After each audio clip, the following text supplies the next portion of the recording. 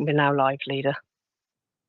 Okay, thank you very much and good afternoon. I'm Councillor Rob Humby, Lead Executive Member for Hampshire 2050 and Corporate Services, and welcome to my decision day. With the exception of the consideration of matters which are confidential except for this decision day, it's currently being webcast live on YouTube via the County Council website.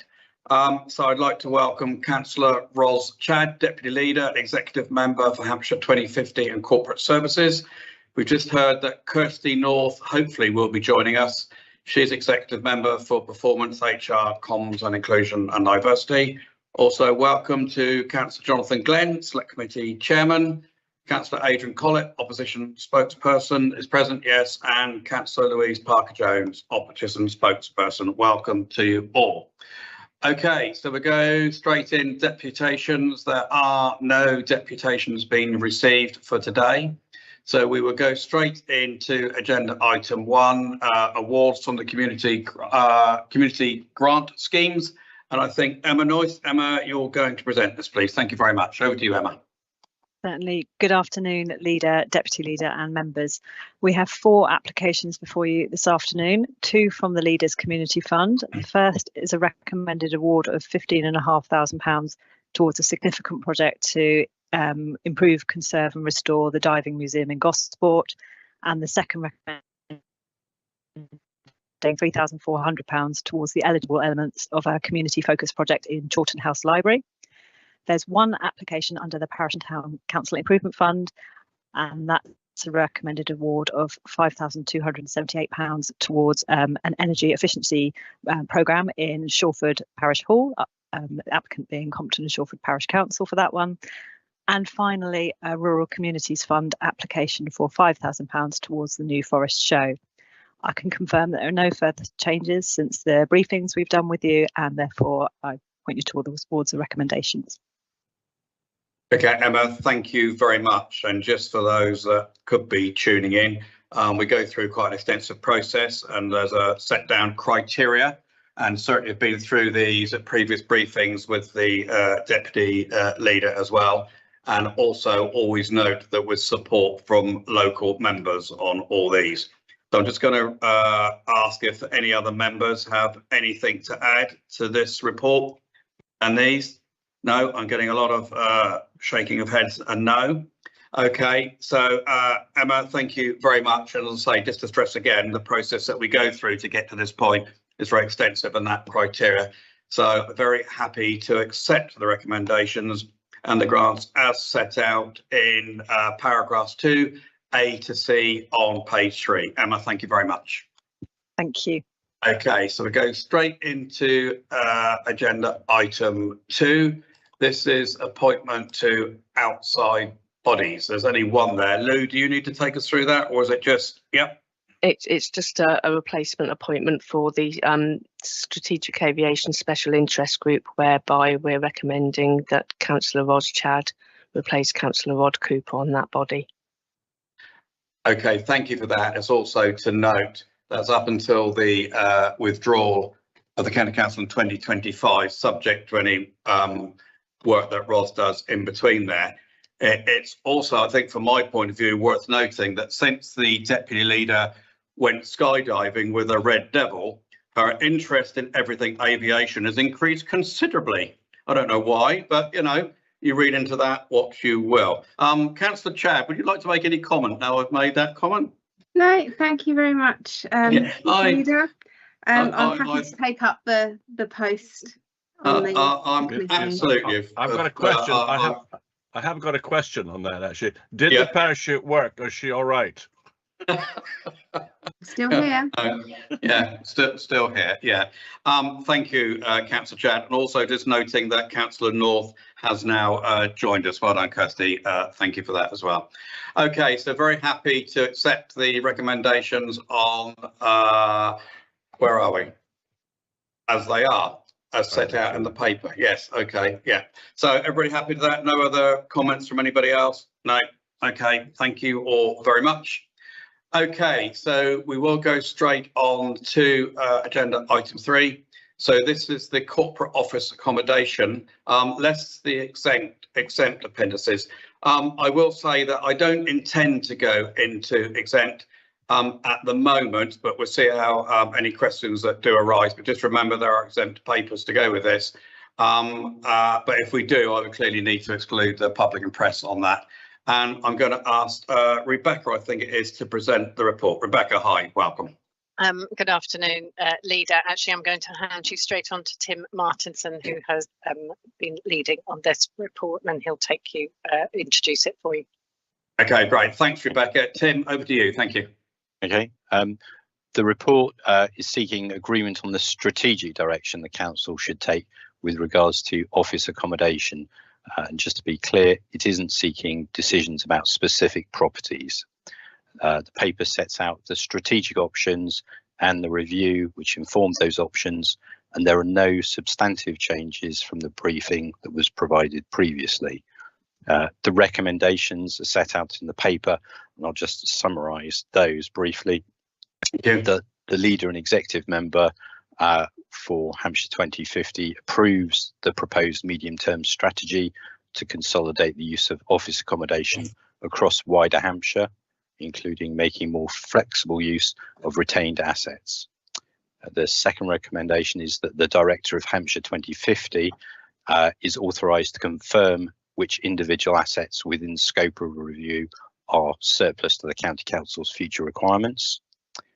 And then that the director of Hampshire 2050 is authorised to determine most appropriate disposal strategy for freehold assets, and that the director of Hampshire 2050 is authorised to accept offers for surplus freehold assets where these can be evidenced in line with market values.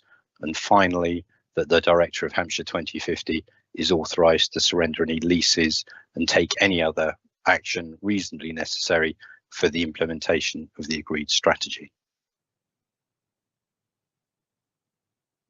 Tim, okay, great.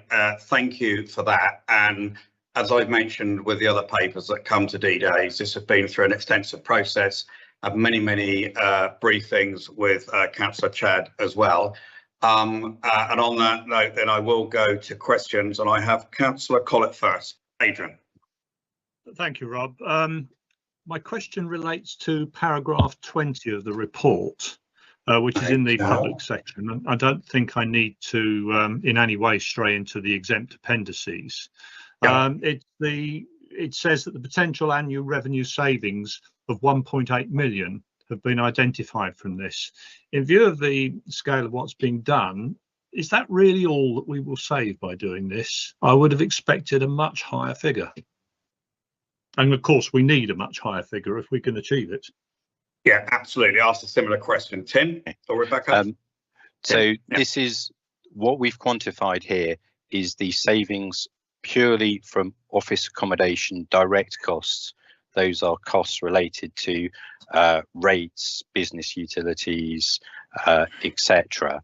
There is potentially more savings to be made through organisational efficiency, other savings in other parts of the organisation, and also considerable amount of capital receipt. And this is obviously year-on-year savings, sort of from now on, once we're able to implement those changes. So to be clear, what we're talking about here is the ongoing revenue savings, yes, with no reference to the capital receipts that will come in. Yeah. Okay. And if staff are relocated, will there be revenue costs related to needing to pay travel costs or whatever if we're expecting them to travel further? Those costs are assumed already in the overall savings. So we've taken those into account, and this is the net saving that we would make as a result. Okay, thank you. Thank you, Aidan. Good questions, because I asked exactly the same question, so understood. Yeah, okay. Louise. You're on mute, Louise. Yeah, hopefully that's off now. I too hope this doesn't stray into the wrong area. It's actually about the environmental calculation of carbon. I presume that's calculated against building tonnage of carbon created. Has any calculations been done about the carbon that will be created if for example, staff have to travel further, if residents have to travel further to access, what are the carbon implications of that, and the implications for any increase in carbon from use of the current building, for example? Or is that something that will be happening later? We would go into that in more detail. This, as you said, just covers those high level direct building costs. In most cases where we're assuming changes of location, we're assuming those changes will be actually quite local. We're not talking about moving large majorities of staff around the county. It is more about consolidation where we may have 3 or 4 assets in the same town. Consolidating down into one asset in that town is the sort of broad direction of travel. Okay, but there will be some calculations done on access by other people to make sure that that isn't going to have an unintended consequence of increasing carbon somewhere else that we've not taken into account. Yeah. Yes, when we get into that level of detail, we'll be able to look at that in more sort of understanding exactly what's happening. As I said, this is a broad strategic direction rather than a detail around individual properties and then every individual sort of staff movement related to that. We haven't got into that level of detail yet. So Louise, thank you for that. Thanks, Tim. A good question. And obviously this is the start of the process, Louise. I think that's what Tim is saying. And then each individual case will have to be looked at separately and in their own circumstances and everything that are around there. But of course, it still has to be done in a joined up way as well. So I hope that answers your question. Yeah, thank you. Councillor Glenn, Jonathan. Thank you very much indeed, Leader. I just want to say that I'm very happy to have been invited to the further meetings that took place. In principle, speaking as a businessman first and foremost, the principle of this is it's good business that we are actually divesting ourselves of buildings that are surplus to requirements, bearing in mind the stresses upon the county council. And I'd be very happy to look at any individual cases on the scrutiny committee when they come up. Okay, thanks, Jonathan. And as you sort of heard, this is the start of that process. So that's what today is about. So thank you for that. Can't see anybody else for the questions. Councillor Churton, I think no. Okay, at this stage, I know Ross, you've had lots of briefings as well.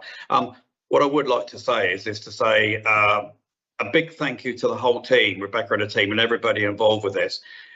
Just for members being aware, this has been a massive piece of work.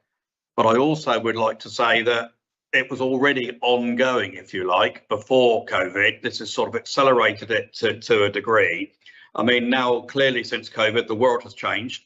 The way we travel has changed, work patterns have changed, and now it is absolutely the right time to be accelerating this and looking at this. But as you can imagine, as I said, it is a huge piece of work.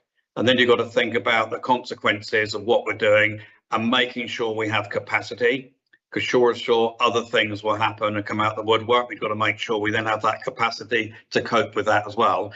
And it's also, I think the way we set it up with the delegations is making sure we can be agile and, and speak in terms of decision making. So as Jonathan has just said, and Louise, clearly there's a whole process that needs to go through, but we also, if we're going to be more commercial, and that's what we're doing, we also need to act in a commercial way, which very often means acting quickly with all the due processes that we have to go through as we'd expect as a local authority as well.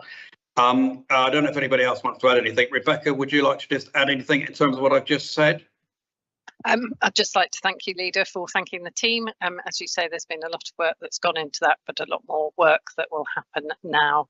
And certainly the recommendations today will help us with moving this forward in, as you say, an efficient and agile way. Yeah, okay. All right. Thank you very much for that. If there aren't any further questions, I just want to be absolutely clear that in terms of taking the decision today, I've obviously taken into account the exempt appendices. When we're looking at this decision today, and I don't think we do, and nobody's asked the question that we need to do that. As I say, this is the start of that process. So if there's not I can't see any other further questions since I've said that. So I'm very happy to, first of all, see the report and that we're doing this and so the way that we're going about it. I'm very happy to accept the recommendations as set out in paragraphs 2 to 6 on pages 15 and 16.